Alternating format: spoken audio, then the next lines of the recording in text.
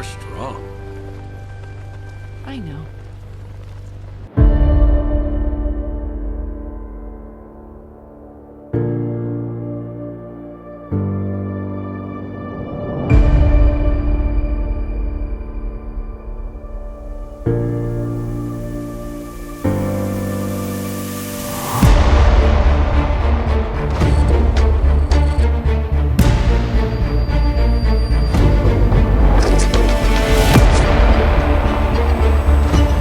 It's okay. I've got you now.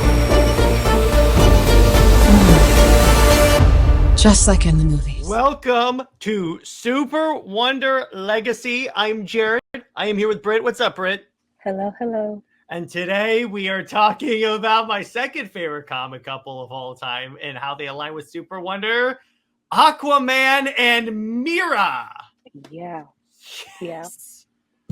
Finally. And this is one of the characters that DC really does. I don't think Aquaman has a ongoing book currently, even though he shows up in other. The sad part is that Dawn of DC does this book called Batman the Brave and the Bold, where it's like all the characters that can't sell their own books, and Aquaman did a 3-part story in there, and I'm like, well, that's kind of sad. Right. Honestly, okay, so my thing with Aquaman, you see him as a joke with Super Friends and stuff like that.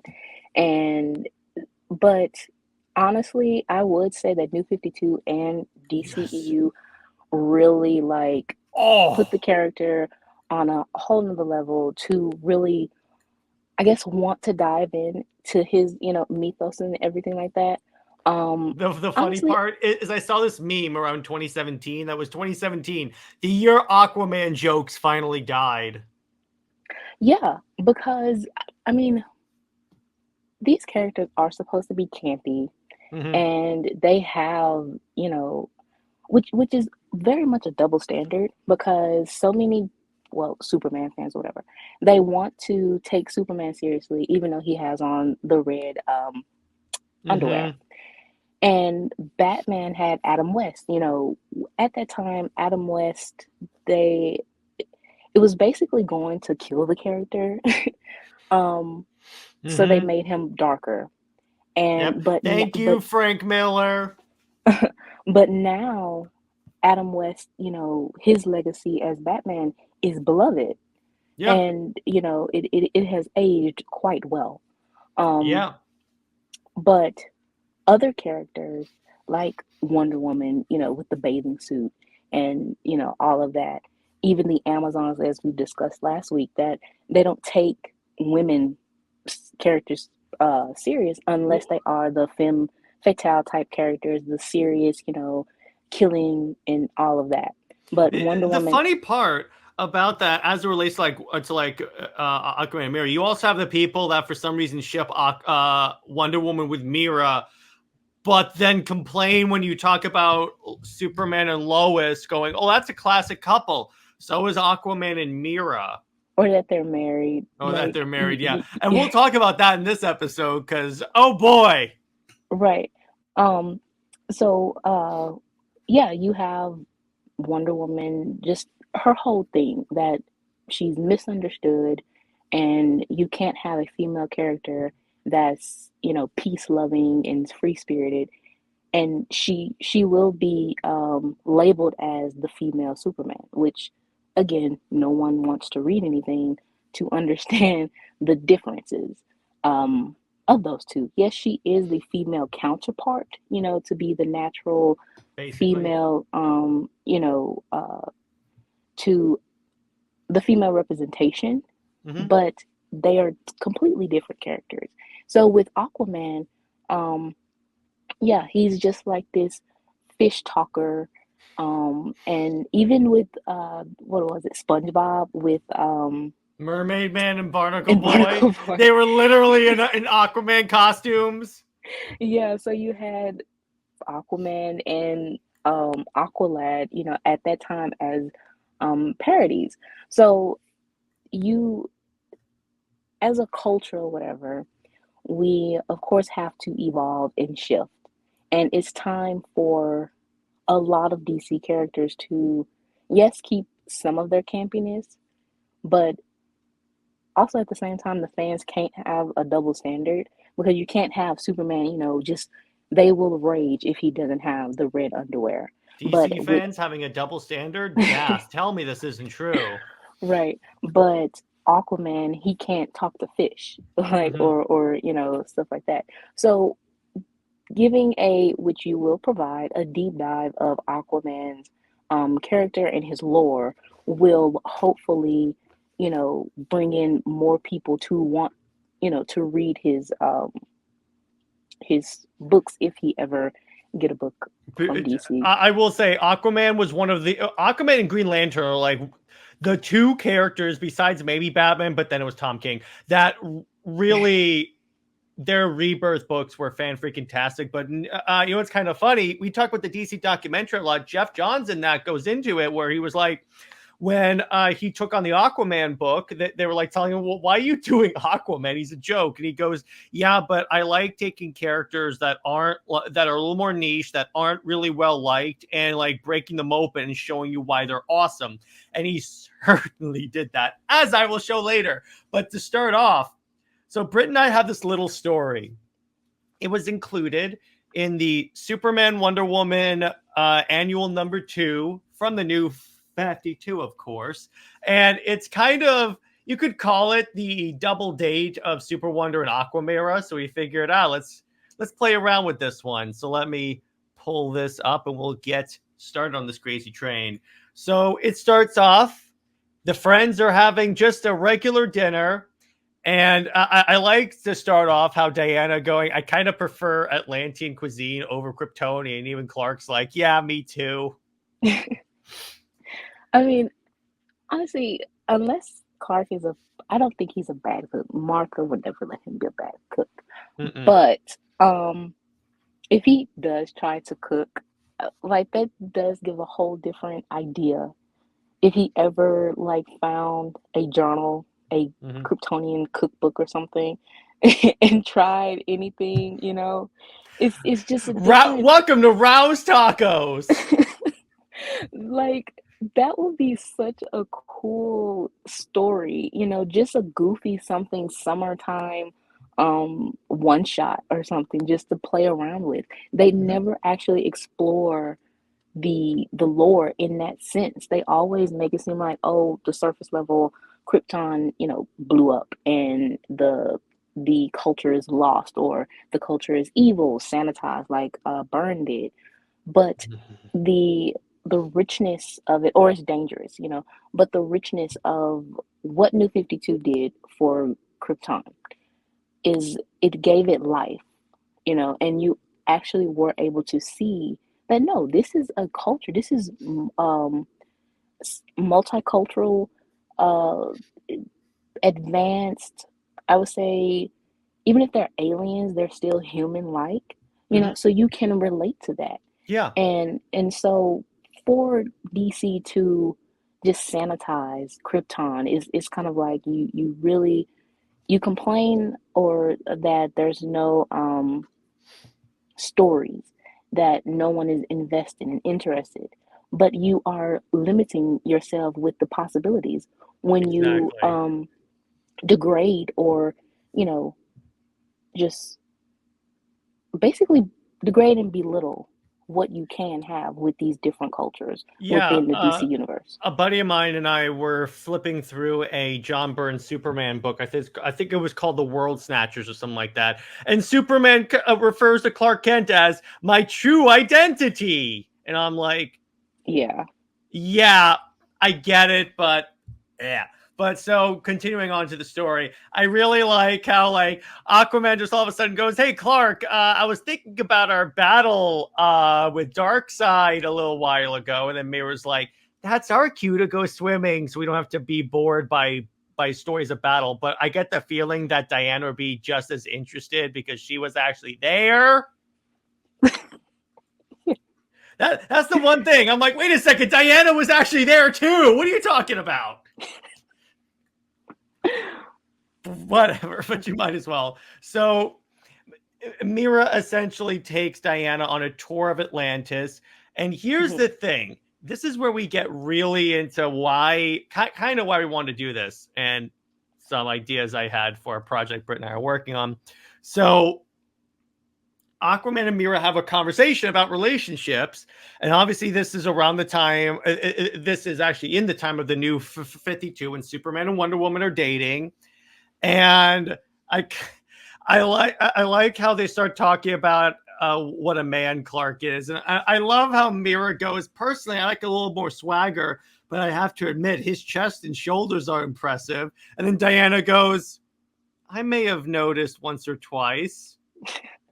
Yeah, Diana is trying to be so nonchalant about it. She's, you know, she doesn't want to be over um gushing or anything like that, mushy and stuff, which honestly, no, she doesn't have to be. She's very straightforward. And that's what I loved about New 52 Diana, was that yes, she was in love, you know, but at the same time, it wasn't this overly dramatic, romantic, like cringe. It was just being Yeah. mature and growing together. And she struck me as the type that didn't really have to always say, I love you. She went off with actions as well. Exactly.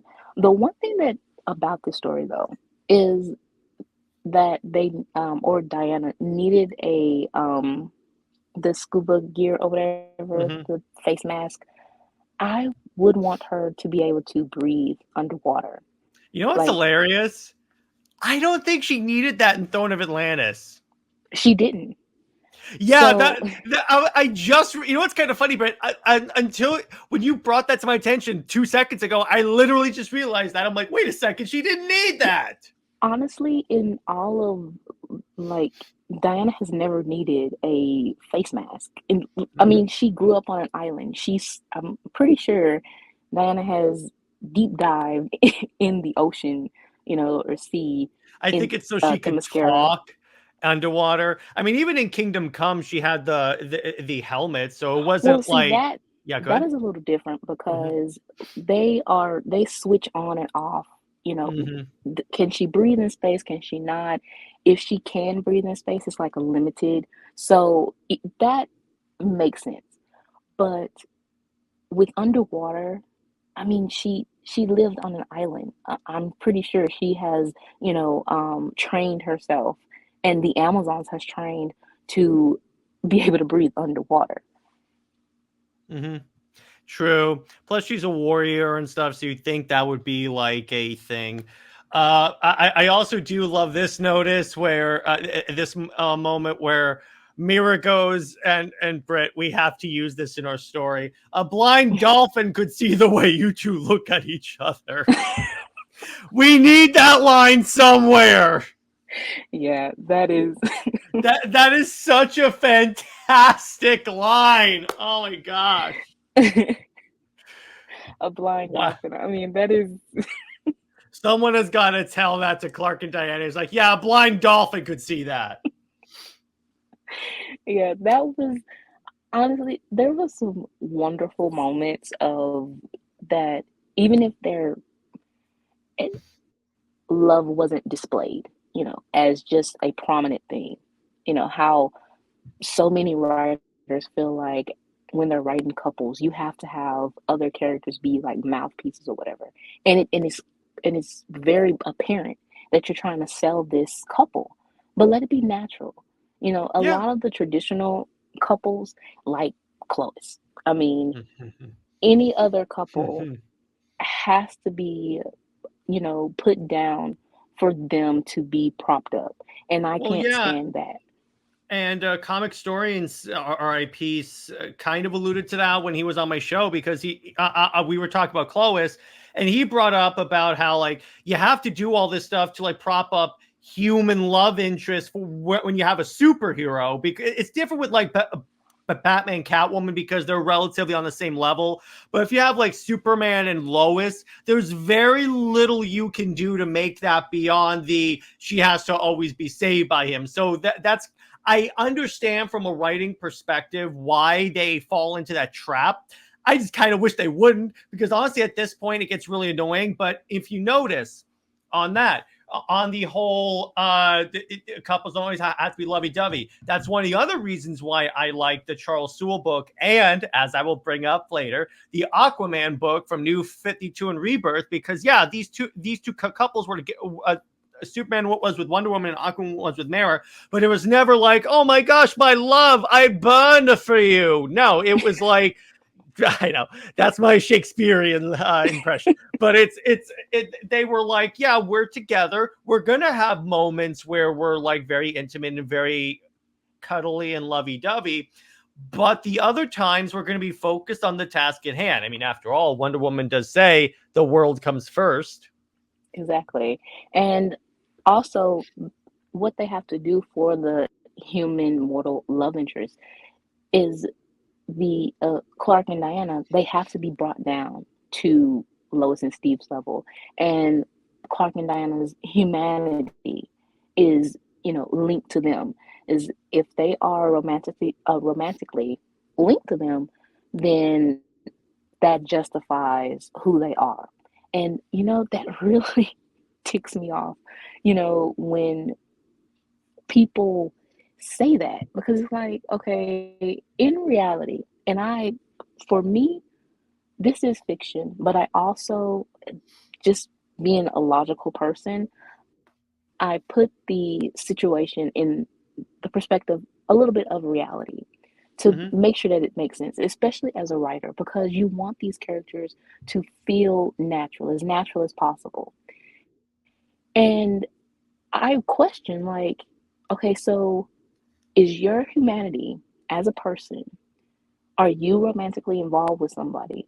So does that mean that that person is your reasoning for to function every day, as a person? And if you ask someone that, what would their answer be? It's no. Because in reality, we do not need someone, to hand hold us. And I mean, because we grew up, like you were taught to be, the people that we are, to have morals, to have values, to be respectful. Now, yeah, it's up to you as an individual. Are you going to take heed to that? You may or may not. But at the same time, you have to have some individual thought process. So for you to be, linked to this person, especially romantically, that is very dysfunctional. It's very toxic, the codependency and everything that we've talked about before. So why would you want to project that onto characters, though? That's supposed to be inspirational, just to justify a ship. I will never get that. And that's pretty much why I don't like the traditional relationships, because of that. It just seems so degrading to me. Yeah. Continuing on, and by I agree with you. I'll bring up a few traditional ships that I actually like, and trust me, it has nothing to do with Clois, so that's good. So, Right. and then we get this other very telling moment. Diana goes, but honestly, Mera, it's his eyes that get me. So much soul, so much everything. And then I love Mera. You're not exactly a sea urchin yourself, Diana. I love the nautical puns they make. This is one of my favorite things.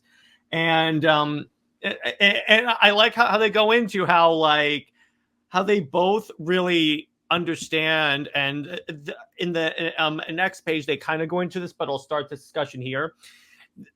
Diana brings up about how two superheroes dating is very complicated, as we saw in the Soule book, Volume 1. And then Mera is like, yeah, you want to talk complicated? Try being the queen of an undersea kingdom. And okay, the DC app is being stupid right now. While I fix this, Brit, continue on.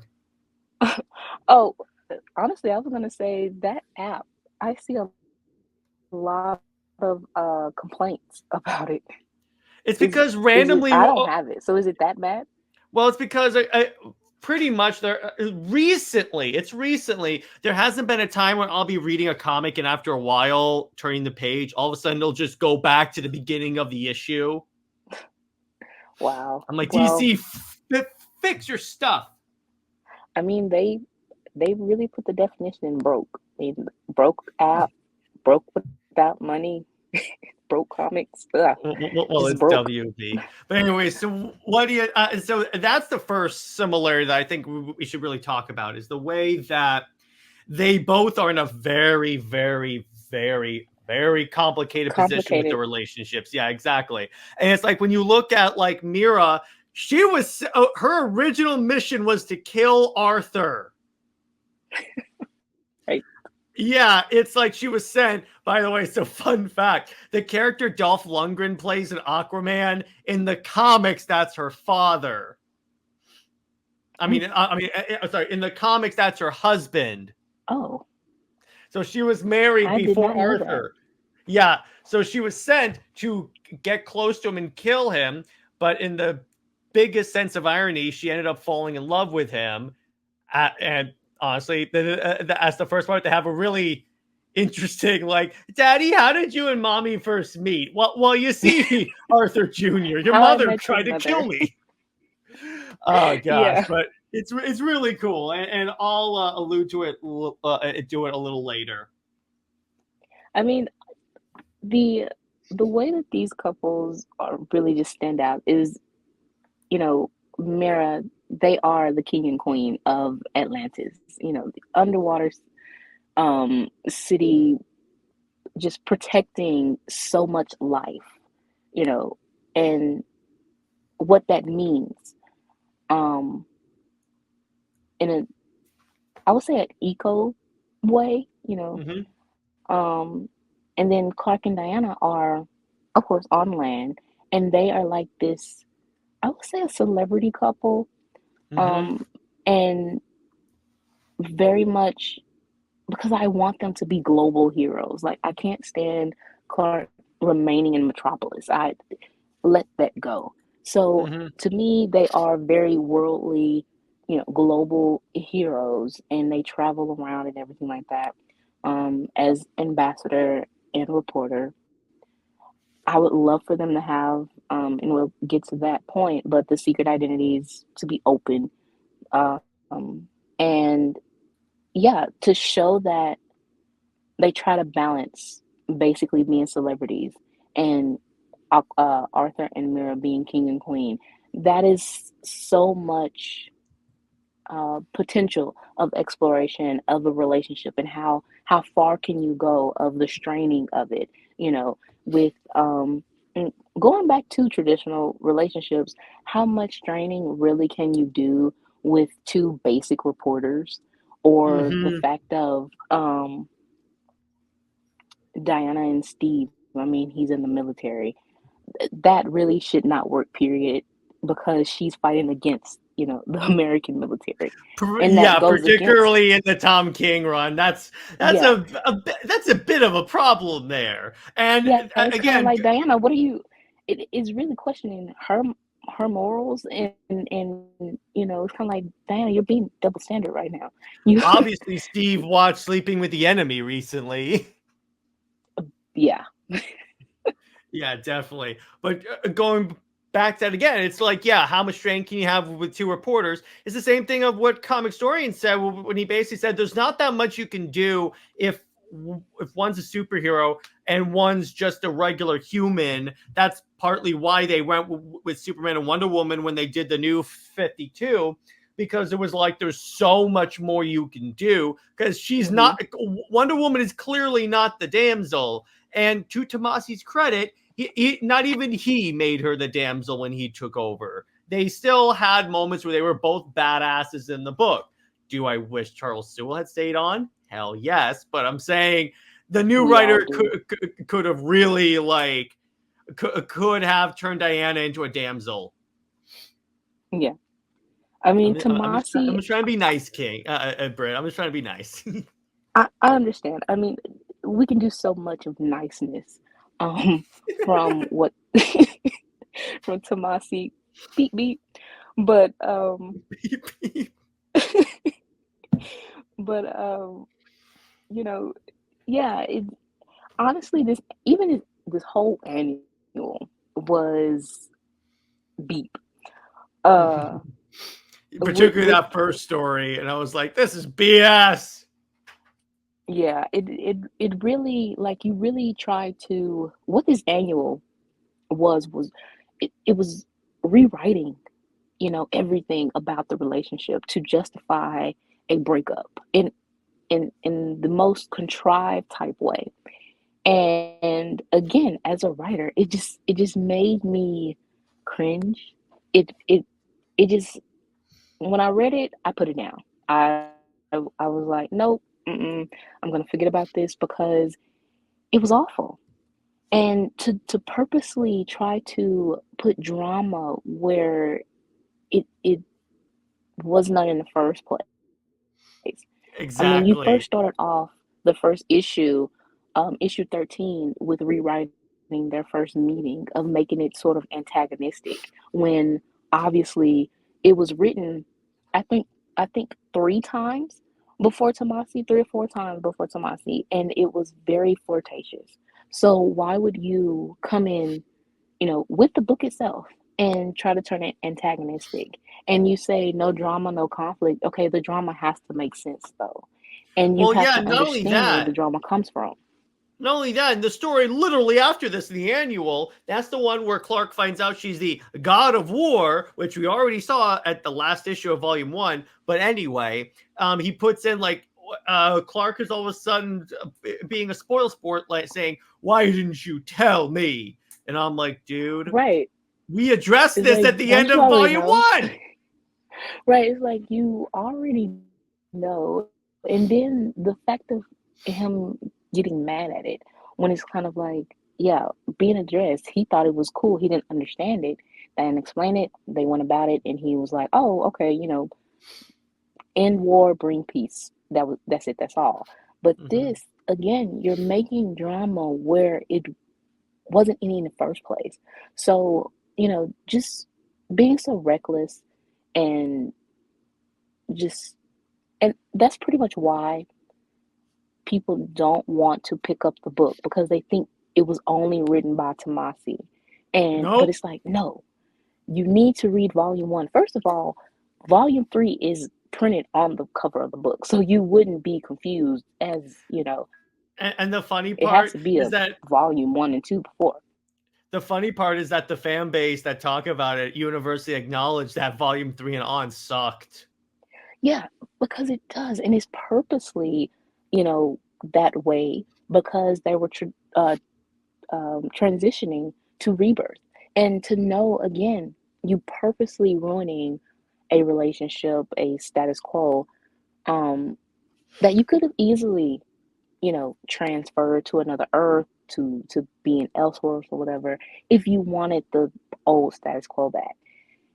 But instead, you be so petty and immature, as grown, very much old, you're over 50, and being so childish with how you handled this. First, you're telling us that we aren't fans, if we like this Mhm. certain thing, that we aren't true fans, real fans, or whatever. And then you go out of your way to say it was all a lie. It was, if you like this, it's wrong. And You just should like this. those Brit, you should like petty, Lois. I, beep, beep, beep. And we're back. Apologies, ladies and gentlemen. We had some technical issues. But anyway, Brit, don't you know, according to Tucker and Tomasi, you should like Lois? That this should be what you like. Jerry, I was just about to say something. Beep, Yeah, a exactly. string of beeps. Just give me like 5 minutes of beeps, and you will get my, full reaction of that. More technical issues, but we soldier on. But anyway, so Yes. yeah, the issue is, and I see this a lot because Mark Waid was very like vocal about this during Kingdom Come, where he goes, "No, you shouldn't want this," and I'm like, "I'm sorry."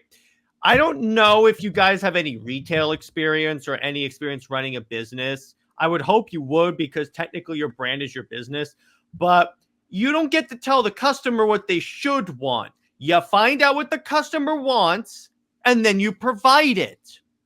Well, you see, with Wade, his whole thing of going back and forth with Kingdom Come, is honestly because he was, ambushed, harassed, and all of that by Mhm. Lois fans, saying how misogynistic and sexist he was for having Lois, killed and not the center That of was the the best story. part of Kingdom Come. What are you talking about? Right. And then the end, of course, Clark and Diana get together. And at the time, Kingdom Come was post crisis future. Like Yeah, it it was the was future of the that. DC because beforehand, this was pre-Infinite Crisis, so the multiverse did not exist. Right. So you had Kingdom Come as basically, you know, where they were leading to. And of course, Lois fans do not like that. And Well, I got news for you. He's immortal. She's not. It's gonna lead to this eventually. So get unless the like unless Tom King has anything to say right, about it when like he did that exactly. really BS thing where like, yeah, she took this drug that makes her immortal. And I'm like, well, that's BS. But anyway, back to the issue. So it continues on. And by the way, the art in this, like when Mera creates a recreation of Arthur with water, mwah, superb. And I just want to rewind real quick so I can get the name of the artist because this, oh God, more issues with DC's online with the DC streaming app. Ah, man. Okay, so anyway, the art is by Chris Cross. Okay, Chris Cross. Great art, particular. Well, also over here, the water actually shines. He got Right. the like water, and then it's just the way he like has Mera recreating Arthur. So it's like using her gifts. She's showing her man, and I like how she goes. So he's the king of Atlantis. I'm basically the queen of a prison colony, and there are days when we can't get 5 seconds together or we're at each other's throats, but then we come home together and kiss, everything is totally okay. And I'm like, yeah, that perfectly describes Clark and Diana. Yeah, that is how a relationship works. You're going to have disagreements. You're going to have, those days where you aren't on the same page and you're going to be distant, you know, but they have a job to do and that job comes first and they have that understanding. So when they come together, it makes it all the more precious. And but with Superman, with being with Lois, the thing that he does, and that was definite in Rebirth, I believe it was Hitch, maybe, but it was like, or it was Tomasi, that he had to get home, for dinner. It's kind of like you're in the middle of a battle and you're like, well, I have to wrap this up, before dinner. Or so what happens if it's, time for dinner, you're just gonna drop everything and leave it to the league or something? Oh, No, that's don't not worry. how that Hey, works. Lex, can you not like connive? I have to be home for dinner. Right. Or the time where he, stayed in the underground shed when it was raining or had a tornado. Superman will be Or out. where he let thousands of people drown to save Lois. Right. That was a big when Jordan posted that, like I really did not pay attention to that at first. And seeing that was kind of like, wow, you talk about grounding and humanity, but that was a very selfish and just that reminded you of injustice, you know, showing that Superman will let people, thousands of people, get hurt it, just to save one person and it's Lois. He will let the world literally burn or something like that for Lois. And it's kind of like, what world are you actually protecting? This is your adoptive world. You have the Kents, you have your childhood friends, Elena and Pete. You grew up going to college. You met Lori. You know, everyone like that matters a little bit more than Lois because, you meeting her, at first she was a jerk to you. She didn't like you in the first place. Um, so how is she actually of value? And then, She's not. um, Yeah. Um, and then it's just really questioning Superman's heroic abilities.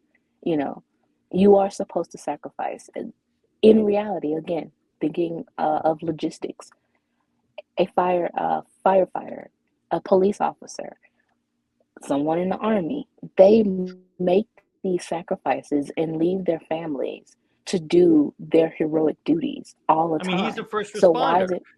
The Yeah, other thing is like when you're a first responder, I believe they teach you to triage. You deal with the most critical cases first. I'm pretty sure tidal wave about to kill like thousands of people is more critical than saving one woman. But and it's then you take like her all the way to the fortress too. I Like it's know not just you could have brought at least in the new 52 when like Volko saved her, he brought her to like the top of a building. So it's not like he's like, okay, so now I'm going to bring you all the way to Atlantis. But here's the thing: Arthur deals with that himself all the time because in his book, a lot of the times his struggle is because the Atlantean people secretly and also not so secretly doubt his loyalty to Atlantis because of his time on the Justice League, because of his time being a protector of the surface, because they're like, why are you protecting them when you're supposed to be the king of the surface? And Arthur's excuse is, what happens up there is going to affect us at some point, so we can't afford to be isolationists at this point. exactly. I mean, the mortals on land, they don't care for it. And like I said, it's something that has to do with the ecosystem, Mm-hmm. pollution and the trash and everything like that, just the everyday destruction of Lex or, any type of land villain that will affect, you know, the waters. And that is also something that DC has not actually explored. Um, They and did they kind of in a really badly done John Kent cover where he's protesting climate change as the Kraken's attacking in the background. well, I mean, that's a cover. That's not actually a story. That's the thing. You can have, these clickbait covers, but actually exploring the issues um in the comic. You don't have writers that are willing to make these type of statements. And you did kind of, by the way, the plot of the two Aquaman movies are pretty much about that. The Well, first yeah, one, the war because of Orm is because the surface people are polluting. The second one is basically pollution and climate change, and that makes sense to our point for a character like Aquaman to deal with ocean pollution specifically. great. Um, Also, I want to go back to when Mm-hmm. Mera said something about the swagger thing. Yeah. Okay, so with Clark, I also have an issue, and I'm sorry, Superman fans, but it is, the whole himbo dork, Oh the God. loot. Thanks, That my adventures with Superman. the thing, and they say how he's a baby girl, that type of thing, and Oh my gosh. pretty boy. Okay, so how New 52 handled Clark was just perfect. As far as he did have that swagger, type attitude, he was confident. He did not dress like a galoot at all. He didn't dress with, you know, um, the oversized clothes. Well, first of all, he didn't have to because he didn't have the suit under his clothes. Yeah, He had it. yeah, it was more like in his chest thing, and when the suit came out, it went over his clothes, so it wasn't like he had to. Yes. That's the other thing; he didn't have to worry about where to hide his clothes because it's like, yeah, this just over the suit. I mean, but even speaking of that, even the Snyderverse, I think they did Clark pretty well because he wasn't. Again, he wasn't the bumbling idiot that I think is not like relevant anymore for Clark. I mean, that worked for the Reeves movies and Silver Age Superman, but I don't think the clumsy Clark Kent works for modern Superman. And I really, really wish that we could just abandon that part of the character. Right. You can totally just how New 52 handled it. He was very much just, yeah, he was a loner. He, was quiet and reserved. You can still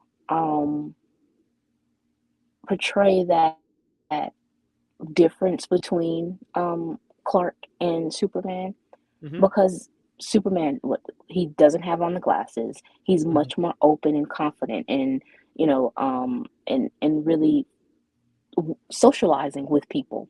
And that's another thing that was stated in Justice League. I believe that was 14 or 15, when Clark explains, why do you wear the glasses? Because, people need to see Superman's face so they won't fear him. They even said that, it's not like a mask with Batman. They even kind of said that in Superman Earth 2, Earth 1, when they're going over the suit, and Martha Kent says the people are going to be more willing to trust you if Clark Kent wears the mask, but you just but you leave your face uncovered. Right. And then you have Clark that's wearing glasses, that he isn't very social. He's just to himself. You can have it like that for modern day. And a lot of people are like that. A lot of us are introverts. I was an introvert just completely before this show. I wouldn't have noticed. Just being alone a little bit, and just that reserve type thing. And he had to be alone at some instances, because he didn't understand or trust his powers, to control that, and trust that any enemies coming his way, if they do know his identity as Clark, something like that. But yeah, you don't have to go overboard with the secret identity or anything like that. And just the whole thing that New 52 Superman did have the swagger. He was very just a laid back attitude. You can have that. But when you go back, I feel like the writer really went back to post-crisis, and how, again, the nerd, dorky, galoot type attitude. And that's something that they really need to get out of, because so many writers, they just default to that. Exactly. And no, please do not. Yeah, exactly. And so then we continue on with Mera and Diana's conversation. What's actually kind of cool is that Diana basically says, well, my relationship with Clark is different. Then Mera goes, on the surface, maybe, but deep down where it counts, we're really the same. Because it's like, and this was partly what inspired Brit and I to choose this as the topic of this week's episode. Because when you look at the power couples in DC, and I mean them not with Clois, when the couples that are actually superheroes together, when you look at like which couples align the most, it actually is Aquaman and Mera for for the relationships. And I believe we should be done with, yes, we are actually done. All right, so let me undo this, because we're definitely not reading the crappy Tomasi stories. So definitely not, because I think we want to be happy. So then let's go to the PowerPoint. But so this is gonna, so as you guys know, when Brit and I went over post-crisis, I kind of got to geek out about some of the DC stuff I know. But Brit, are you ready to learn some Atlantean history, if you will? Yeah. Yes, I am. Alrighty, so let's get into this. So another classic DC couple is Aquaman and Mera. They're like, so I mean this purely as of course they go together in the sense that Twitter uses it. They are the Clark and Lois of the water. I mean that purely just because they are the couple that when people think of Aquaman, they think of Mera. But anyway, so as I said before, she is the traditional love interest, so that makes sense. Yeah. So Mera was obviously sent by Zebul. So Zebul was an Atlantean prison colony that her father ruled. And her father sent her, actually, no, sorry, I keep getting confused with the movie. Her husband sent her to kill Arthur, and so they could take over the throne. So, but she actually fell in love with Arthur and actually married him. So it's really, really interesting how this works. And what you see throughout, like, particularly Jeff Johns' run is Arthur actually helps connect Mera to the surface world because Mera saw them as like unsophisticated animals. And I'm like, well, we aren't the best, but I think you're being a little harsh on us. But it's like Mera actually had to learn that there's beauty on the surface world as well. And it's kind of similar to Diana when she first came to man's world in that sense. Mm-hmm. Sort of. So it wasn't until so when the New 52 Rebirth happened, they weren't married. So in other words, they were just dating and as lovers and such.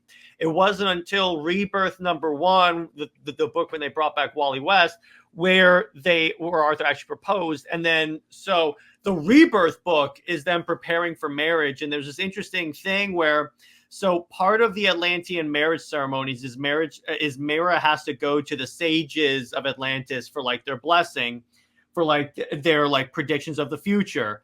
And they predicted that Mera would lead to Atlantean ruin. She tells Arthur this and is like, I can't marry you, Arthur, because it's going to lead to the downfall of our nation. Then Arthur goes, yeah, but I don't care. I love you. And I'm like, yeah, that's pretty nice. I like that. And also, even though they weren't married in the New 52, they were, during pre and post crisis, and they were the first married couple in comic book history in 1964. So again, these other couples that have far more, I would say, richer history together and much more stable.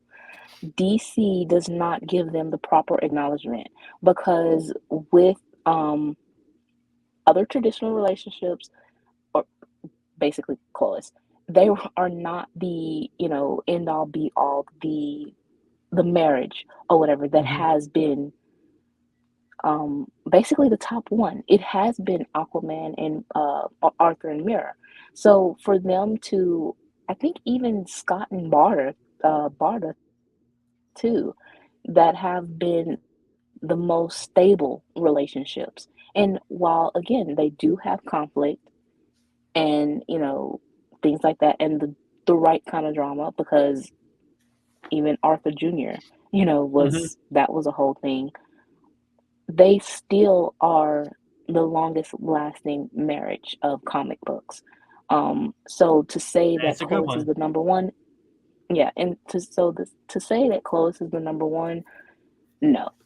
That's the same thing as saying that Superman he's just by default the greatest ever, just because he's the first hero. Yeah, that pretty much created this whole genre, sure. But within the actual history of his decades that his popularity has gone down, that other heroes have pretty much stepped over him. You have Batman, you have Superman, you have Spider-Man, you have. Well, leave it on that. Wait, hang on a second. If Superman were the greatest hero in all of DC, why would you need a Justice League? Right. Because the purpose of the Justice League is we can't to handle threats that no one hero, no matter how awesome, could handle. Well, that is why Superman fans, they call for like the separated universe instead of having it shared, because you can't have Superman being faster than Flash.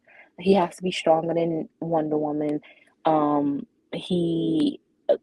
Well, they already lower his IQ for Lois, so he and why Batman, don't they just create an Earth L that's just Lois Lane? Just give them that. Just give them that. At that point, I think they would actually enjoy that, because then Lois is the greatest character.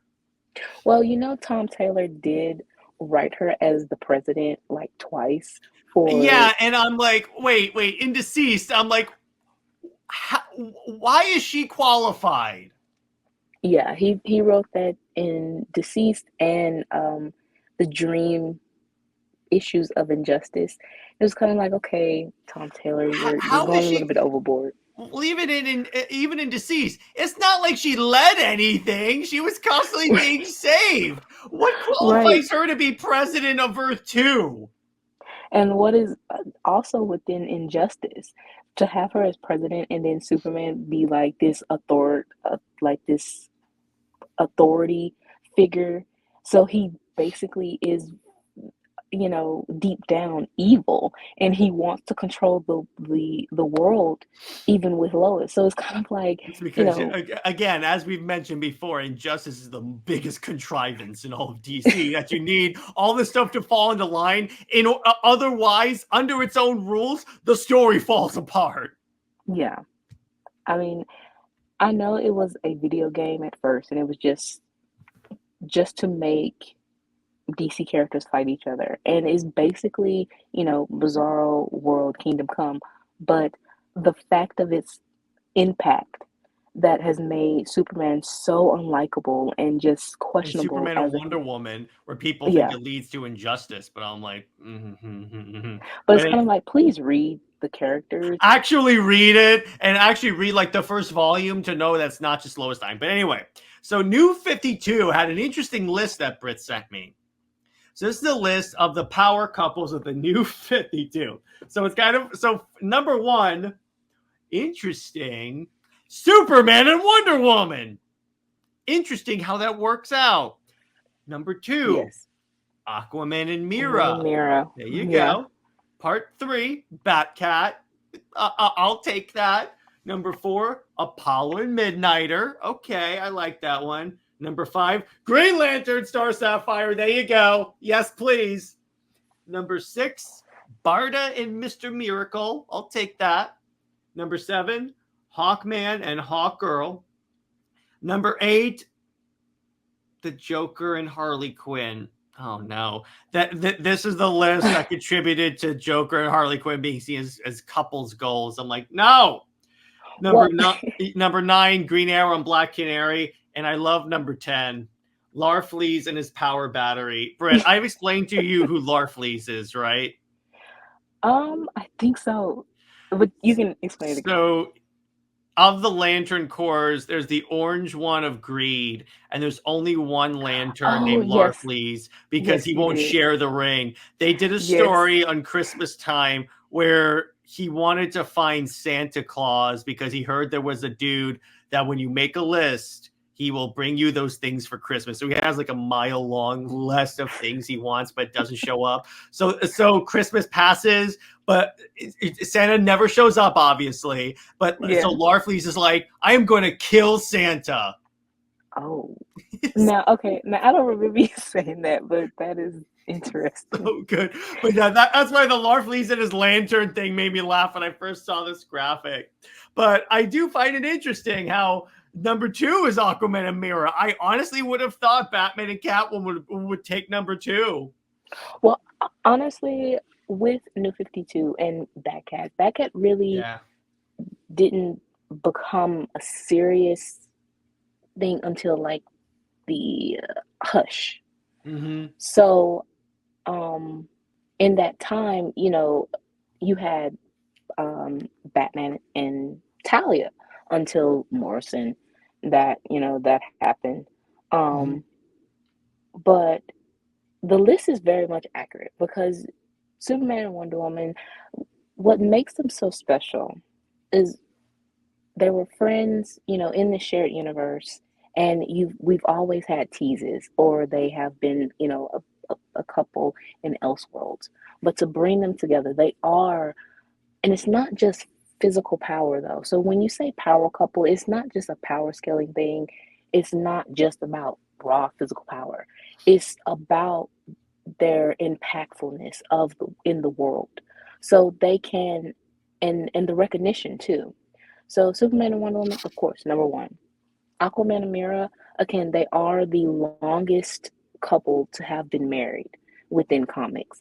And even though Mera is the traditional love interest, she's still an independent, character. Mhm. So, Well, here's the other thing I noticed about this list. Here's the weird thing. So Green Arrow and Black Canary, they weren't together in the New 52.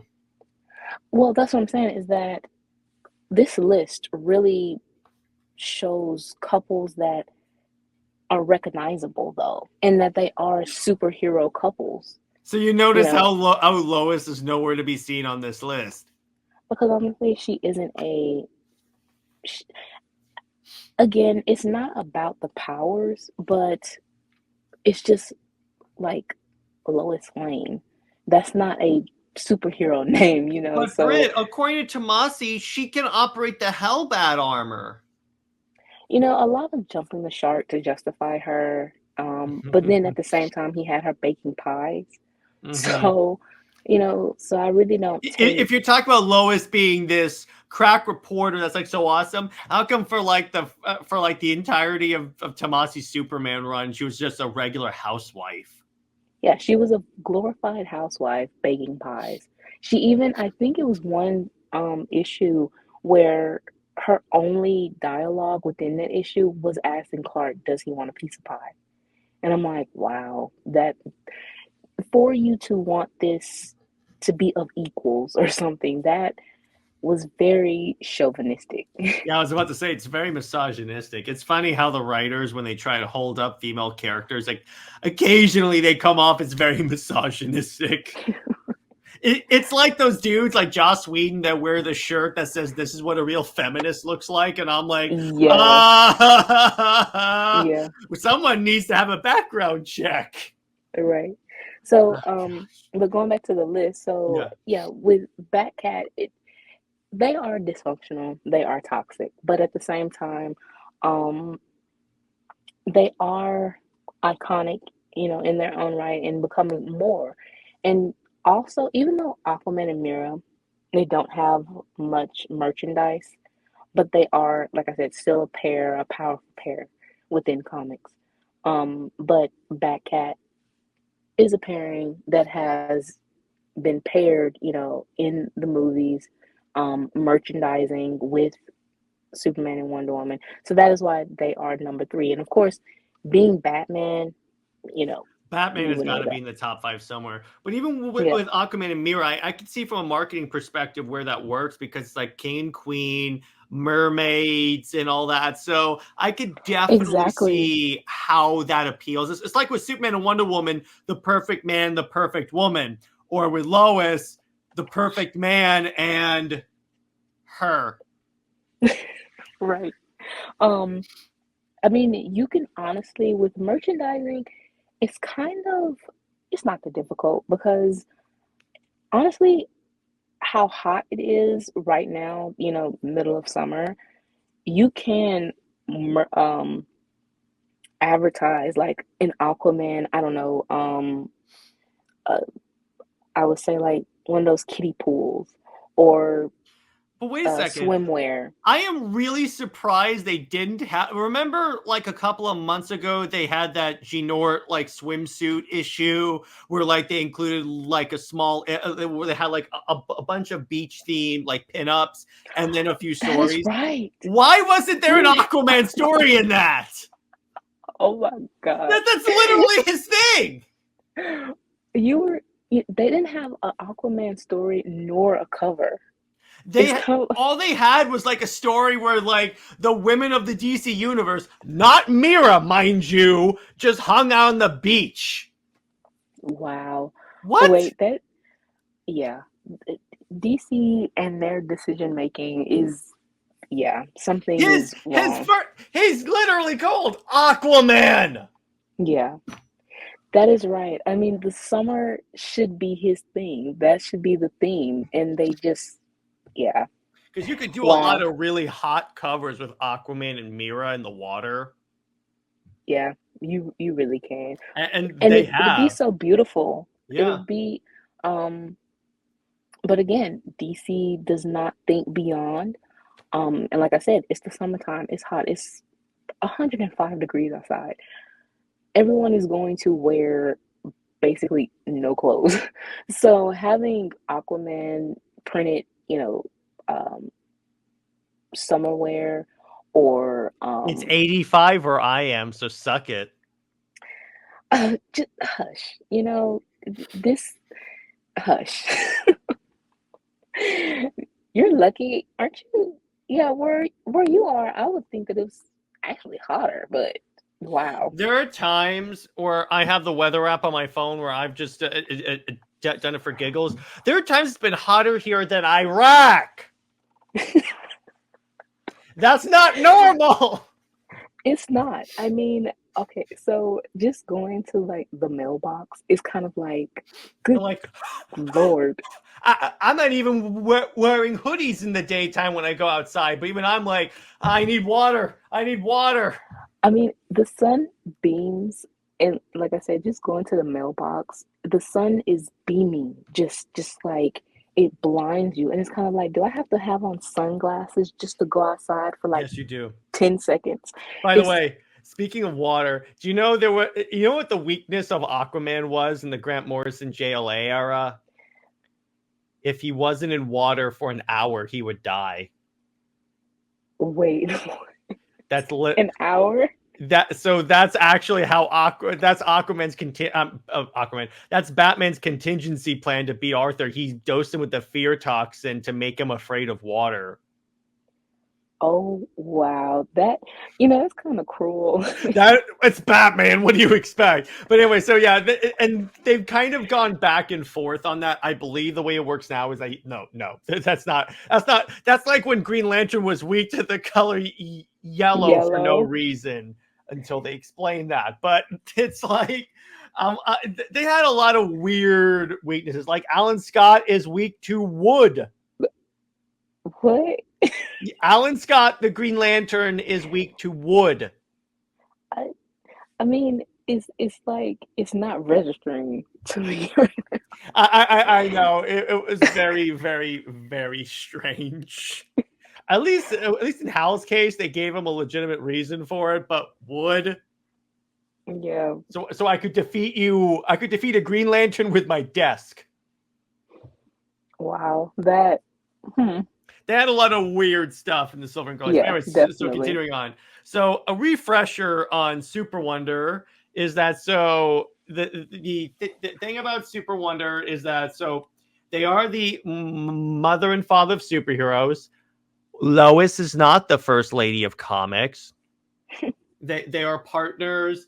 And the thing about Superman and Wonder Woman is that they always have like this special understanding that they're like this that they both understand like the outsider portion of being a superhero.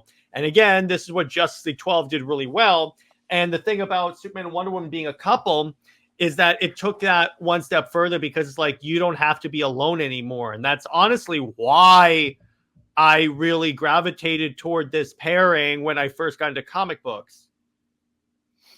Yeah, because again, as in modern day, we want to, you see a lot of people interested in knowing their cultures. As the world transitions or whatever, a lot of people are getting into their ancestry and wanting to know their family, extended family. And I think pretty much COVID really, gave everyone that type of perspective. And so that is honestly, Superman and Wonder Woman as a couple in the New 52 was ahead of its time, because honestly we need that couple now because of the fight for diversity and the fight for acceptance and cultural celebration and understanding. But yeah, that is what this couple represents. The funny part that's actually kind of interesting is that I've talked to a couple of general audience people. They just assume that Superman and Wonder Woman have always been a couple. Because I love when the refutation people try and give is, oh yeah, it's too obvious. So thanks for telling me it worked. You're actually helping me. I never get that, because you can say that Superman and Wonder Woman is obvious and predictable, but yet you want these traditional relationships where it's pretty much obvious and predictable because you know that at some point, within the first issue or within the first episode of look at my adventure with Superman, Oh the God. very first episode, not even 20 minutes in, or 5 minutes in, you already set up this relationship and they're supposed to be so in love or whatever and being together as a couple. All right, Brett. And You said the show's name. I gotta play this. Why did you say that name? I'm sorry, but or you have them, it's the well, it always should be this couple, isn't always equated to the obvious or the predictable. So it's just again the double standard of the fans. And Brit, that's called hypocrisy. It's not like the closed fandom is hypocritical. No way. So then let's transition over to our other couple this week. So with Arthur and Mera. So again, she's from the prison colony called Zebel. So the way Atlantis works is that it's made up of multiple kingdoms, Zebel being one of them, the brine being one of them, which are the crustacean people. Actually, the Aquaman movie did a really good job of breaking this down. And then the trench, which are essentially ocean zombies. So it's actually kind of cool. The first volume of New 52 Aquaman had him dealing with the trench, and then he has to wipe them out because they are a plague. So he's put in that position. It's only later that he finds out that the trench are actual Atlanteans that were mutated. So in a way, he's killing his own people, and that weighs heavily on Arthur throughout the entire series. Then you find out that he found out he was an Atlantean, went to Atlantis, and then just left because he didn't. Here's the thing about Arthur. Here's why he's the best king. He never sought the crown. He never wanted power. He was just doing it because otherwise there's a good chance Atlantis and then the surface go to war, and that's not good for either of our sides. So he left and formed a group that I think was called the Outsiders or something like that. And it was made up of him, this chick in a bikini, which I'm sure made Mera jealous, and a couple of other dudes. And then one of the arcs, they're being hunted by Black Manta. And this is where you find out why Manta hates Arthur, because at a certain point when Arthur was still learning his way, he stumbled across some pirates, and I think it's he didn't know his own strength and he killed Black Manta's father. So Manta has a blood feud with him. And that's the origin of that abject hatred that has gone on. And then with Orm, his brother, they started off as friends, but really Orm was just manipulating Arthur, trying to keep him down because Orm is the one that wanted to rule. And in fact, I'm trying to remember. Now that I think about it, I don't think the mother was alive in the comics as she was in the DC AMU, and for that matter, in the movie. So I'm not sure if we ever see adult Arthur with Atlanta. But the point is, so you have that whole rivalry that lasts throughout the New 52 run. Then King Norris of Zebel, Mera's husband, leads a coup against Arthur and takes over, and Arthur is knocked out for 6 months. So he's on the surface for 6 months, and Mera is being held against her will in Atlantis by Norris, and he's all you gotta do is apologize and take your rightful place at my side, and then all is forgiven. Renounce Arthur. For 6 months, Mera does not budge, to the point where Arthur leads a bunch of, I think it was a herd of whales, and breaks her out and goes, I'm back. It was so bad ass. See, that's the thing. Jeff Johns and Zack Snyder made Aquaman a bad ass character in the way that previous iterations just current. I mean, Smallville tried to, but then again, it's he still looked like the traditional look of Aquaman. And then it's when Zach first cast Momoa as Arthur. Everyone's like, he looks nothing like the character. But then when you look into it, and Brit, tell me, doesn't it make sense that like Aquaman would maybe be a Pacific Islander based upon like the issues he cares about and the fact that he's from the sea? Yes. Yeah, exactly. And actually, when Zach was working with Jason to develop the character, fun fact, Jason initially auditioned to play Batman. So, yeah, and honestly, I can't really I think see him as Batman. I was about to say maybe, but the point is like what they did is that they wanted him to like really get into the character, so they worked with him and like developed like the tattoos look. And it wasn't Rebirth that Aquaman was still a blonde, but he had the beard, the long hair, and the tattoos. So they basically turned him into Jason Momoa, which I'm fine with because this is the one time where changing the character actually improved the character. Like, wow, did they do this? So in Rebirth, this is when you get to some really dope stories by Dan Abnett. And so one of the things is like Atlantis is recently raised from the ocean and Arthur's like receiving guests. And then the ceremony is attacked by Manta. Then also you have the government decides they need to control Aquaman because he like leads a nation. So who do they send to control Aquaman but Rebirth, aka Coward Superman?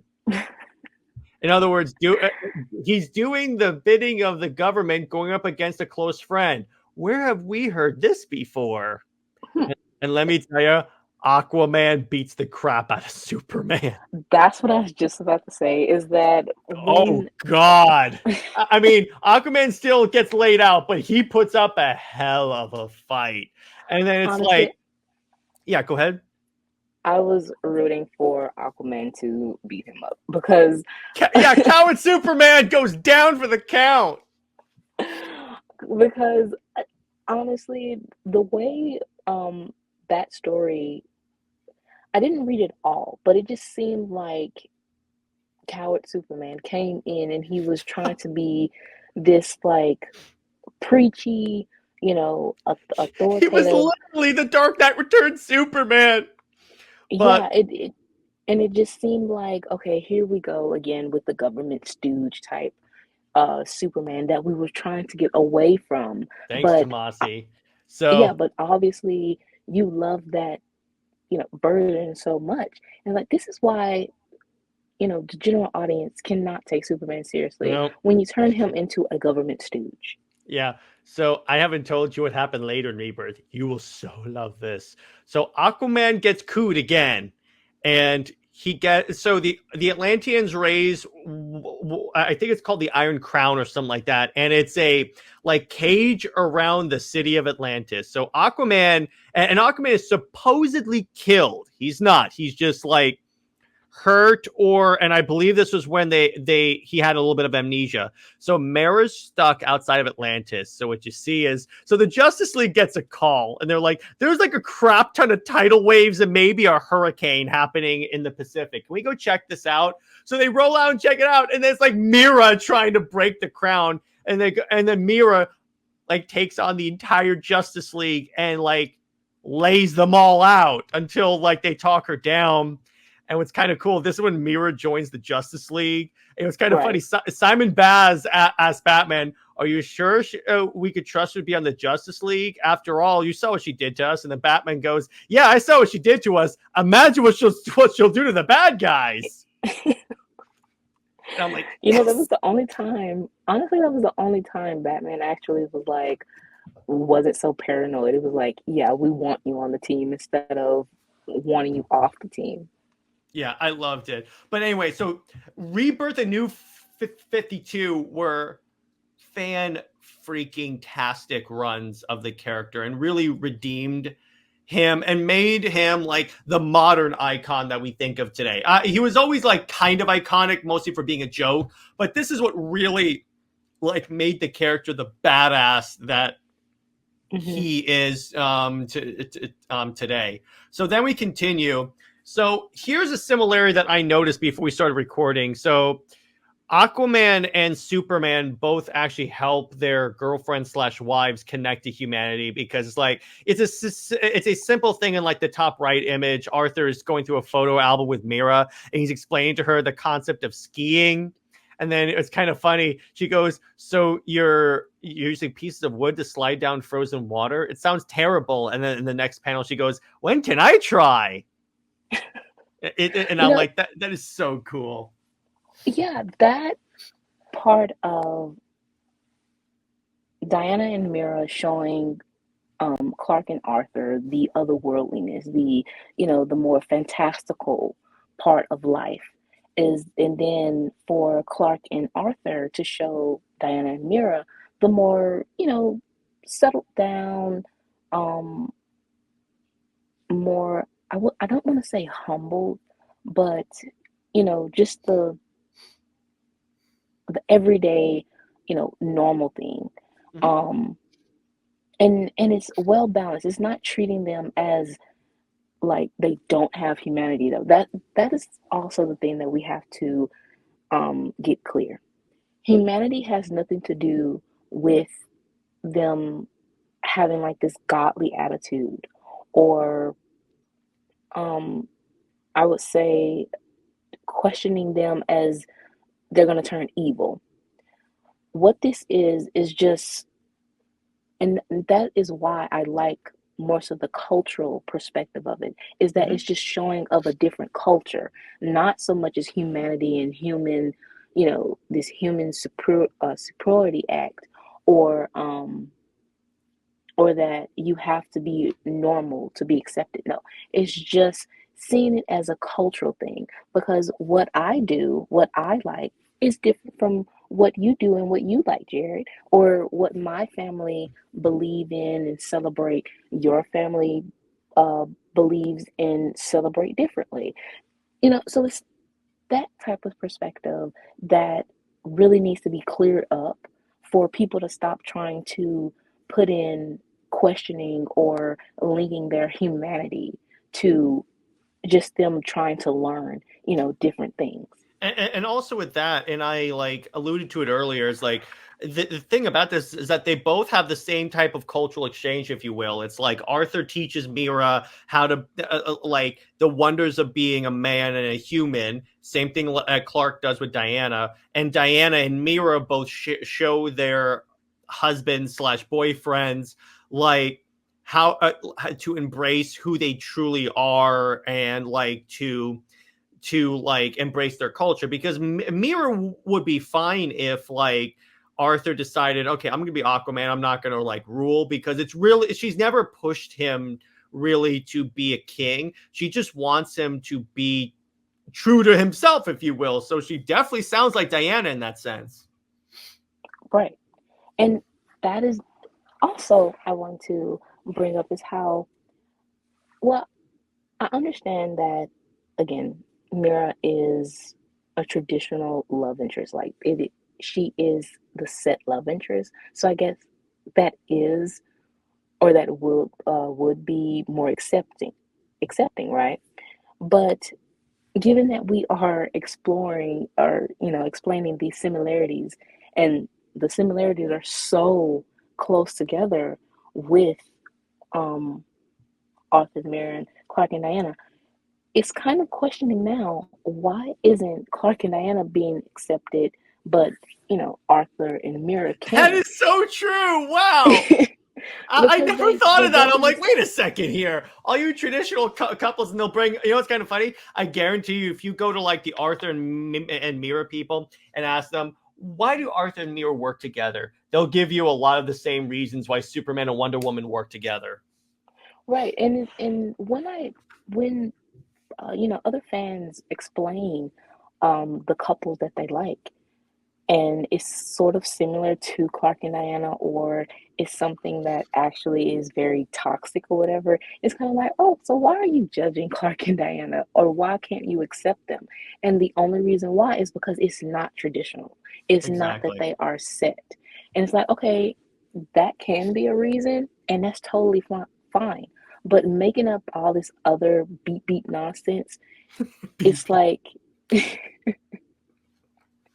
I had to catch myself too. Thank you. So, you know, yeah, I'm not understanding that.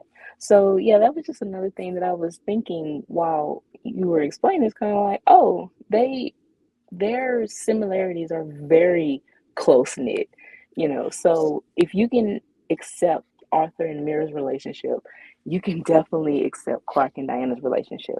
So now we're going to talk about specifically a couple different areas where they overlap. And this was the area where I had the most fun putting this together because this was like really, really cool. Now, this gave me something. You know how I'm always coming up with ways to make DC's life easier? This gave me an idea for a book. And before I go to the other slide and explain that to you, I'm going to bring up, do you know why Aquaman has a water hand? No. Okay, so Black Manta kidnapped Aquaman's kid and put him in an air bubble, and then like had Arthur's like arm up like this, and he basically had Arthur restrained by one arm, and the son was gonna suffocate and die. So Arthur called a school of piranhas to bite his hand off so he could get out and save his kid. Wow. And I'm like, see, he's got some great stories. So anyway, here's my idea. A Wonder Woman Mera team-up book. Yes. And why hasn't that happened? They were in the Aquaman annual. I don't know if that was the first annual. And I think in the DC Bombshells book, there were actually a couple in that, if I remember correctly. Right. And, just them being princesses of, and trying to find their place, feeling as outsiders as well, they can bond as sisters. They can understand and being in love. I got an idea. I know you do. I'll tell you later, but I think I have a cool idea. But anyway, so continue on. But just trying to help the men that they love, accept themselves as well. They can really bond and understand each other. And that's why I like to write, Mera as Diana's other best friend, because she can understand the struggles of being with Arthur. And again, their similarities are so uncanny that it makes sense for them to bond and be close. So yeah, I would definitely love a Wonder Woman and Mera book. But again, DC does not know how to market women, as a partnership. And they barely know how to market Diana by herself. Well, so, yeah, this is in a world in the multiverse where they actually give a crap about Wonder Woman. So there you go. All right, here's what you call it. Wonder Woman Mera, Princesses of Power. Oh. There you go. That's cute. I just fixed your problem, DC, so suck it. But so low key, I will say, besides Wonder Woman, Mera, besides Superman and Wonder Woman, Aquaman and Mera are like my favorite DC characters because of like all the reasons that you brought up, but Mera specifically because it's like she's in the water, but when you realize how powerful she is, it's just like case in point, in the Rebirth Justice League book, she took out the Justice League single-handedly. Yeah. So I'm like, I'm like, that's not going to turn out well for you. And even the Snyder cut when she's fighting Steppenwolf and she's pulling the water out of his body and then it turns into blood. And I'm like, wow. That's very Zack Snyder, but you know what? I never would have thought of that. It's a lot of untapped potential for Mera for sure. So then we also have this little overlap here because Clark and Arthur, it's kind of funny, are both men of two worlds. Clark being a dude that comes from Krypton and Arthur from Atlantis. But here's the interesting thing about this. So here's where the similarities get even more crazy. As far as they both knew up to a certain point, they were both regular guys. Right. And then they're like, we're from an ancient civilization. Although in Cal's case, it blew up. Yeah. And the fact of Clark, being a farm boy, and Arthur, he lived in a lighthouse, as a sailor. So I just realized that humble beginning type for I them is know. wow. Okay. So you know what? Arthur and Clark can be best friends. You want Superman and Batman to be the world's finest, but honestly, having Clark and Arthur, you know, be best friends as well.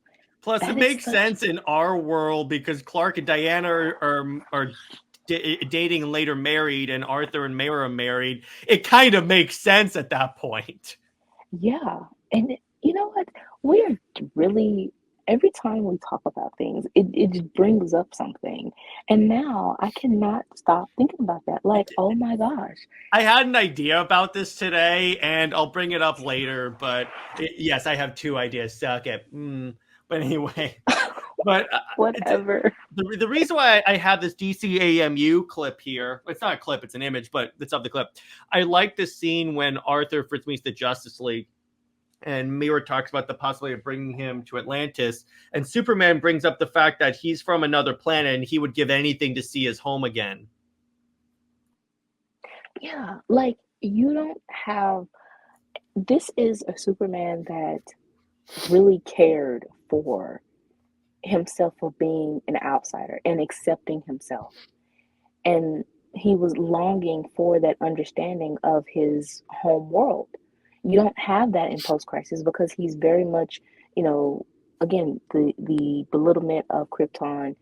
So he can help Arthur to accept his role because he has accepted his role. And so for DC to basically trash that sort of concept from Superman is very like you always just ruin so much potential.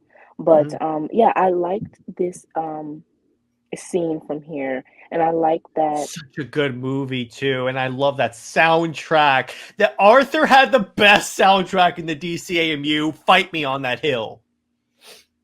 Right, I mean, I It would just say goes. that It just goes dun dun dun dun, and I'm like, yes, that's kingly. I would say that Throne of Atlantis was pretty much the better movie That within. and War, I would say, were the best, and I was like, yes.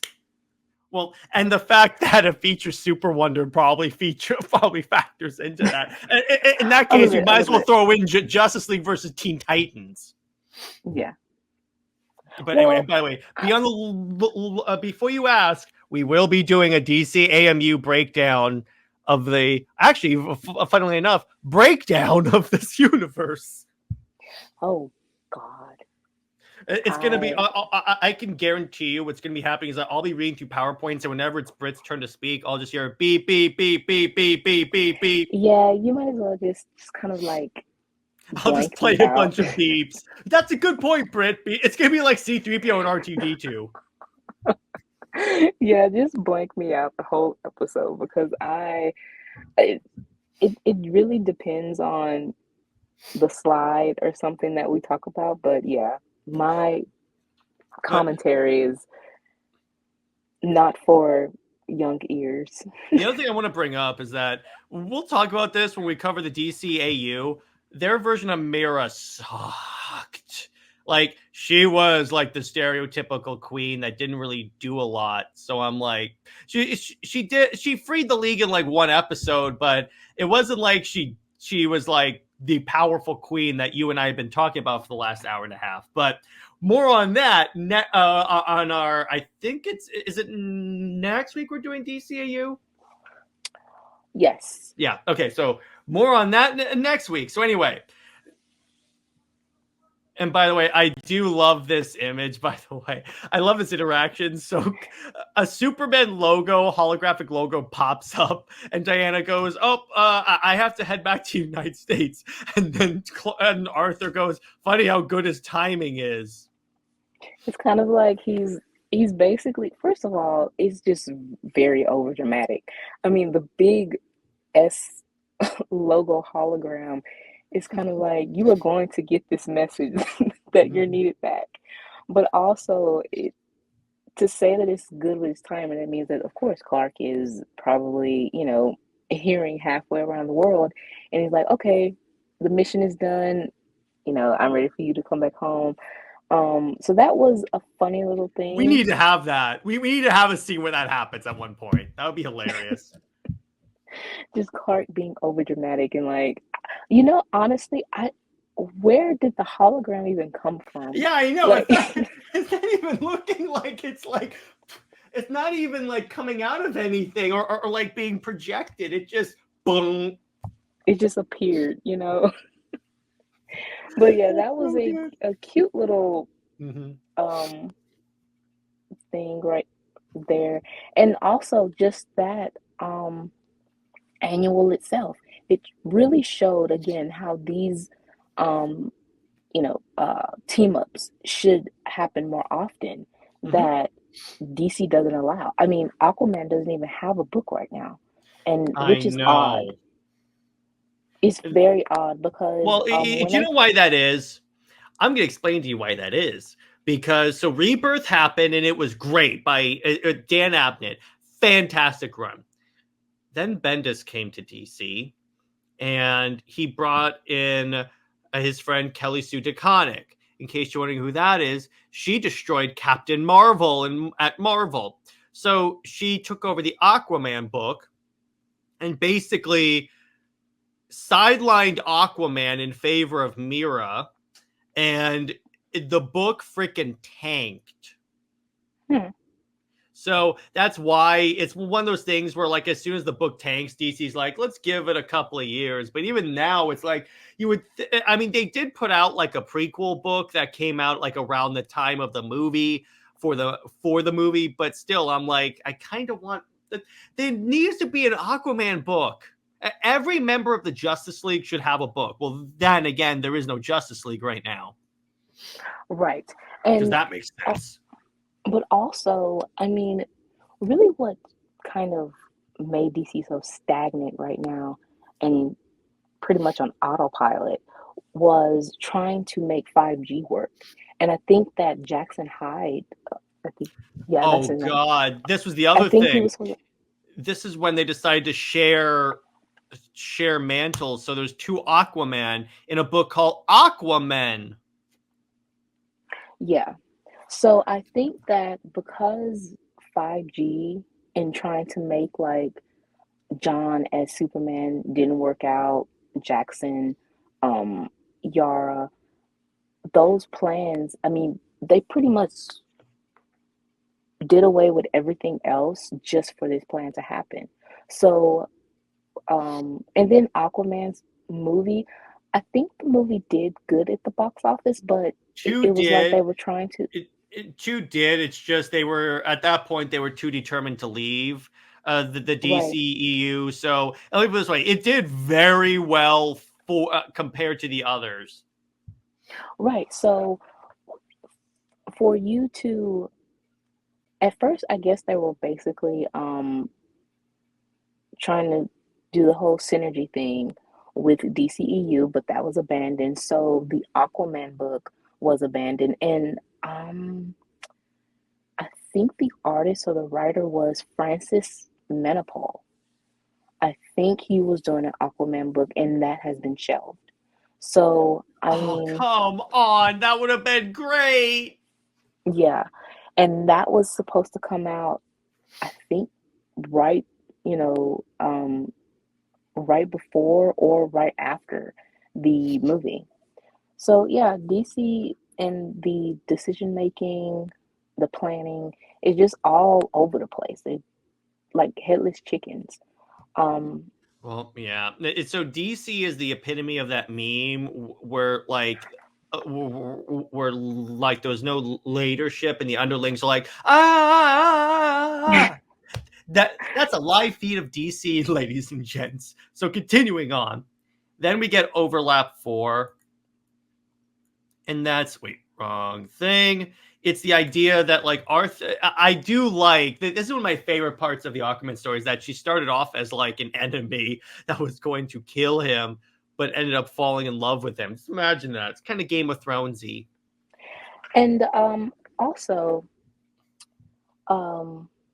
with Aquaman and Mera, so they have a daughter, and I Yes. forgot to. I think her name is like Artie or something like that. By the way, she was the one Andy. who was the Aqua Andy. She was the Aqua person on the in Future State. Okay, so I think what's so crazy about her with the whole Jackson thing too is that she is pretty much aging normally as a toddler. And but at the same time, I think they jumped a year ahead as well for her to be a little bit older. So it's kind of like, what time scale are you guys on? For you to DC having have, a solid time scale. Banish the thought from your mind, Brit. I know, because A lot of this is a lot of the questions Brit are asking, which are legitimate questions, can be answered by DC's too inept. Because I mean, you have this little toddler that, with Mera, having the pregnancy, and so that's 9 months, and then for her to be a year or two already. So obviously, within Aquaman's time, 2 years have passed. But if you look at a Batman book or a Superman Wonder Woman book, it's only been like 6 months that has passed. Mm-hmm. So it's yeah. DC's continuity, Brit. It's the most solid machine ever. It's definitely not like careening off a cliff because it only has 2 wheels. But anyway, so yeah, go ahead. Oh, well, I was gonna say with Aquaman and Mera being the semi enemies to lovers, honestly, I would take this type of enemies to lovers only because Mera was assigned, she basically got to learn Arthur before.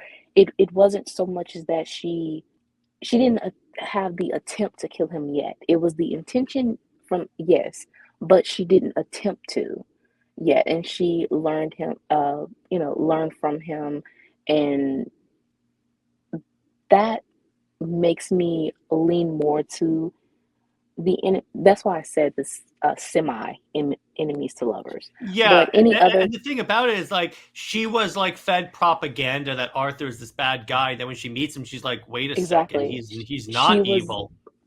right. It was more like a manipulation Mm-hmm. for her to go after him. But any other enemies to lovers type thing, no, I don't condone that at all. Exactly, because it's because then because I know that's the trope that people bring up when they want to pair Diana with Cheetah, but even then, it's like that's like the most like overused trait in fiction, I think, at this point. And can we just have it die a painful death? It is the most like annoying thing. But anyway, so we've referred to Mera as the traditional love interest, and I know that Jared, why are you pro some traditional love interests?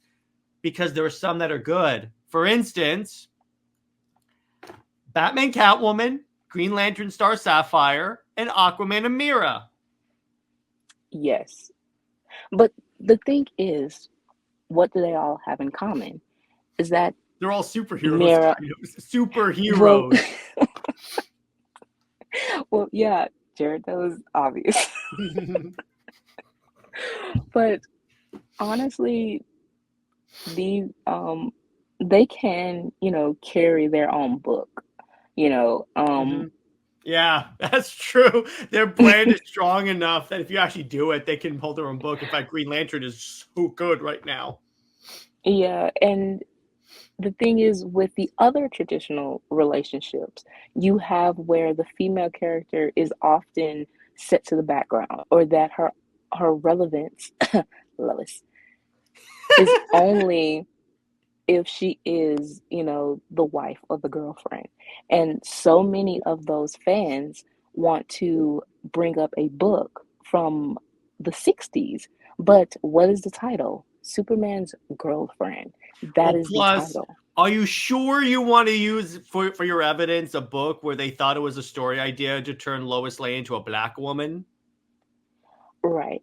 Or the fact That's that not helping.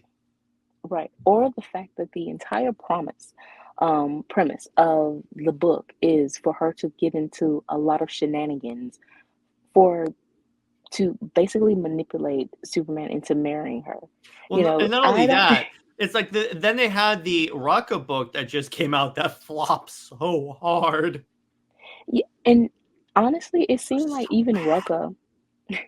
Even Rucka was bored of Lois because he like the second half of the book turned into a question book. Well, this was also the book where apparently Lois discovers the infinite reboots and multiverse stuff, and I'm like, how? Yeah, they were really trying to make her seem like this important character, but what's funny is that during COVID when retailers were trying to still sell books, and of course they gave like the options of picking what books to have shipped or to, I guess, stall them or something like that. So the retailers was like, why would you send the lowest book? Like that does No not one sell. wants that. That's the other thing. And you know what's kind of funny? People bring up, yeah, because she doesn't sell on her own because she's a support book. She's like a supporting character in Superman. I'm like, A, if she's as iconic as you say she is, she should sell. B, doesn't that say a lot about the character if she can't sell unless she's attached? If she's like this feminist icon, she can only sell books if she's attached to the man's book. Isn't that the Right. refutation that they use for Superman Wonder Woman? Yeah, that Interesting. Diana would Interesting be how that works, huh? right, right. That Diana would be reduced to just the girlfriend or something. But Which yet they never again, did. And what's kind of funny, they easily could have. But even when they showed up in each other's books, I'm talking about Superman and Wonder Woman, it was like they show up and they're like, "Oh, hey, what's up? You want to help me with this?" Sure. And then it was mainly to team up for superhero stuff. And then they had the added bonus of being able to put in some very romantic stuff. And maybe at some point we can talk about that. But it's like it's one of those things where they easily could have. And this is what I tell people.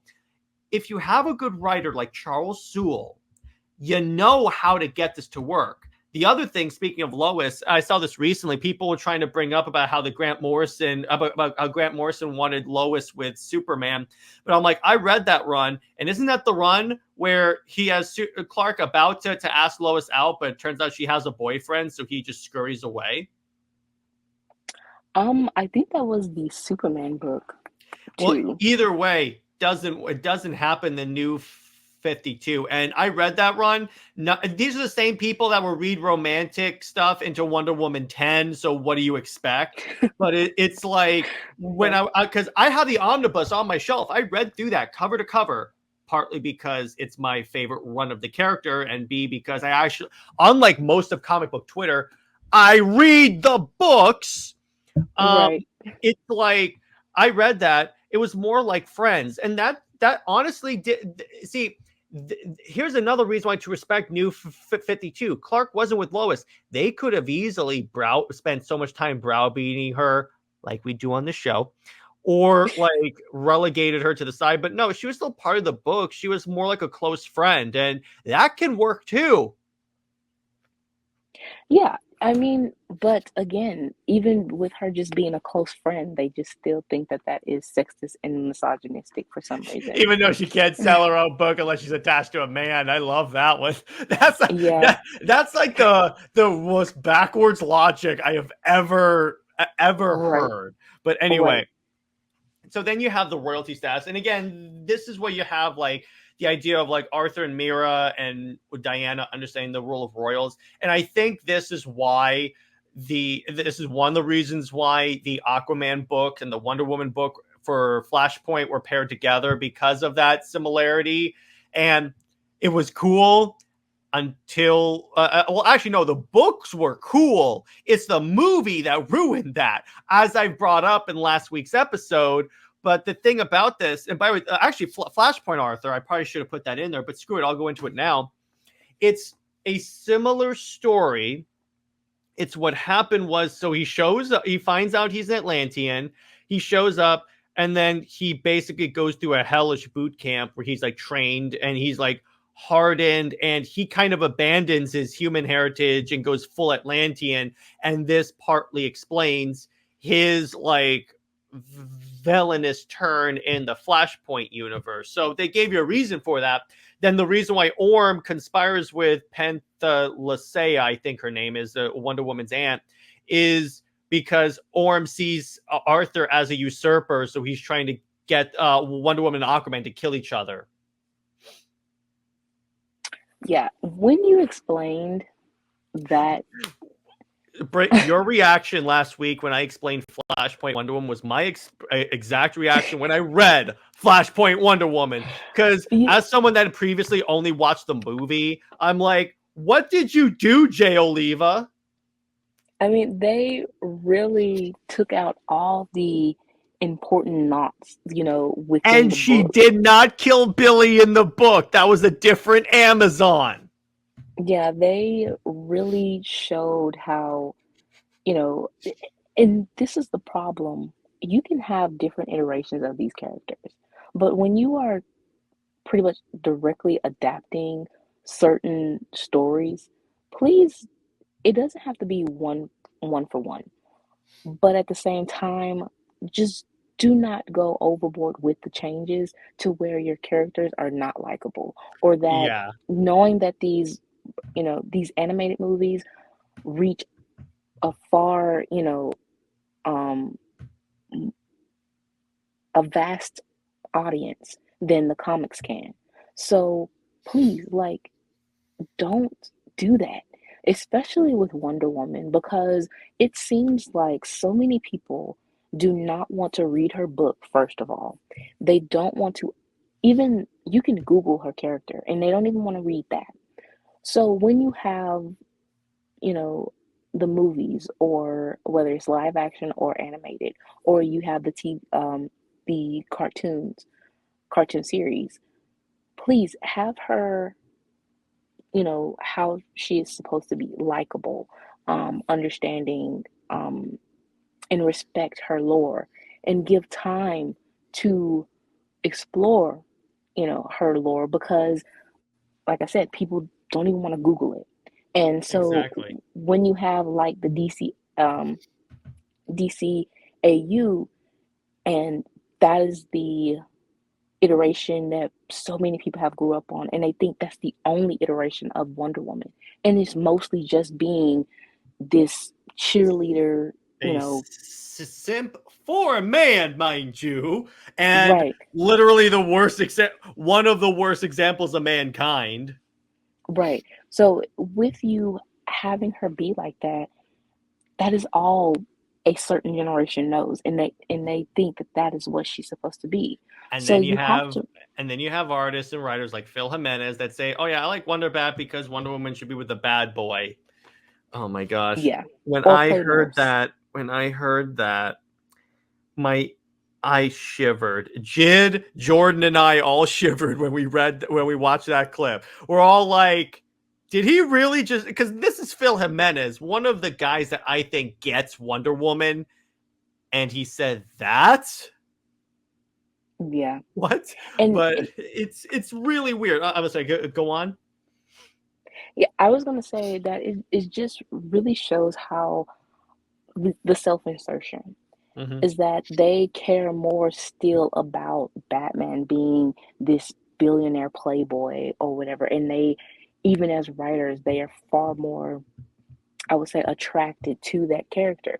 So you want, and you fall into that you um pretty much have this surface level idea of Diana, as just because she's a princess, that doesn't mean that she's attracted to this billionaire or whatever. She does not care for luxuries or anything like that. And this goes into the royalty status, is that Arthur, Mera, and Diana, they do not truly care for the royalty No, status. They understand the duty that, you know, they have duties. it's an obligation more like. Yeah, but they are much more comfortable with just being, you know, good people, exploring the world, being the heroes that they are, but royalty, ruling people and being dictators or whatever, they aren't interested in. They don't care for the luxuries and stuff like that. So that is also something that should be explored, just either with them individually or in especially Diana. But that will be, something that really needs to be emphasized on. So now we're going to talk about how we would cross over these couples. Brit has a story, and Brit, I happen to put together a little proposal, if you will, for a crossover comic series that DC should do. So let's go. So as a gentleman, I say ladies first. So Brit, explain to me your pitch. Okay, so I guess it's Queen Clea. I will say Clea, Mm-hmm. but I didn't know that she was the ruler of an outpost in Atlantis. So, and I don't really know much about her character. Um, I just know that she was, within the Villainy Inc. Wonder Woman's group, she is a Wonder Woman villain. But in order to just have her combining that she is an Atlantean and a Wonder Woman villain, it just makes so much sense Yeah. that they would have, this crossover. And being that she's a ruler of some outpost, of course, she might, have her own army and stuff like that. So with her, I would say I would probably have to read it, but she has this underwater army. She goes up to land, starts a war, something like that. And here you go with even with the Justice League, or if you don't want to feature all the Justice League, but Wonder Woman and Clark can probably help. But bringing in Arthur and Mera just makes so much sense. Yeah, it does. So here's my story. I used different villains for this. So one of my villains was Orm Ocean Master. But then I thought, you know what? I kind of want to have some villains to represent Wonder Woman. Apollo and Strife. Now you may be wondering, why did I pick those? So here's the story. Orm Ocean Master leads a coup to dethrone his brother with the aid of Strife and Apollo, who are doing this because they know it's going to destabilize the Justice League because Apollo and Strife are still mad at Superman for punching him through a volcano. And as the gods are prideful, I certainly think they would go to great lengths to get payback. So it leads to this big epic battle as seen in the bottom panel there from Throne of Atlantis. And this leads to Superman fighting Apollo and going round 2 and beating the crap out of him. And then it eventually, again, Arthur is able to regain his throne from Orm, but it would basically be like this big story and it would be a team up between SuperWonder and Aquaman and Mera. Wow. Okay, first of all, you will not let that go. That is That's my truly your favorite Superman scene. moment. Yeah, that's truly your favorite scene. And honestly, that would make sense. I mean, just overall though, with the gods, and you also, I think you had the idea too, that of the gods versus the Justice League. And Yes. obviously you have Poseidon This would be a and part. See, versus I would use this as a mini event to set up the Justice League versus Greek Gods event. yeah, I mean it pretty much makes sense. But if you want to, and also again, go with the royalty thing because the gods, what do they want? That royalty status themselves. They want that recognition. They want that worship. So if you have the story pretty much, um, you know, the main person would be Diana because she's just with um the gods are her family. But in Wait, with you the know what that leads extension. to? Another interesting crossover: Aquaman and Poseidon. Yeah, having Aquaman deal with, you know, the Greek god, that would be quite interesting. And again, to show their different perspective as well. Um, and yeah, I do want a round two of Apollo versus And I feel Cal. like we would have gotten that if Sewell had been able to continue his run. But, you know, DC had to be DC and bring in Tomasi to ruin Right. everything. But, And then of course Strife. I mean, mhm. honestly, Strife will be, because as the goddess of chaos and, and mischief, she would be the one to start it all. You Mhm. know. Um, and I think you can pretty much rewrite Flashpoint and have her manipulate certain villains or certain people to kickstart it off. Um, Hmm. just to try to implement the gods and have them have a role. I really don't see Hera in, if you're just doing the this story of Poseidon or that kind of crossover. I really don't see Hera or Zeus, um, or Aphrodite, maybe Ares within it, but I think you can give them a partial role. Maybe they're just overlooking or something like that. But Yeah, yeah, like occasionally you'd like watch you like cut to Olympus and the gods will be watching and someone asks Poseidon, shouldn't you be getting involved? And he's like, that's not how this works. yeah, they don't like intervening, and that's something too. See, you just bringing up, popping up a whole lot of ideas. But yeah, they don't like to intervene. They think that they want the worship and they'll intervene, basically when they feel like it, or if it is something that will affect them, so they're very selfish. And that is something else that can be explored between the Justice League and the gods. Um, yeah, so we have a whole bunch of stories that, There's so much that we can do with this. Now that I'm thinking about it, aren't we doing a Flashpoint story? We could have Strife do stuff. yes, We may yes. have to discuss that, but it's interesting there. And again, like we said throughout this entire episode, I didn't realize until putting this PowerPoint together how parallel Super Wonder, and Aquamera Aquaman. really is. It's like Yes. it's one of those things where like, wow, I like this couple even more.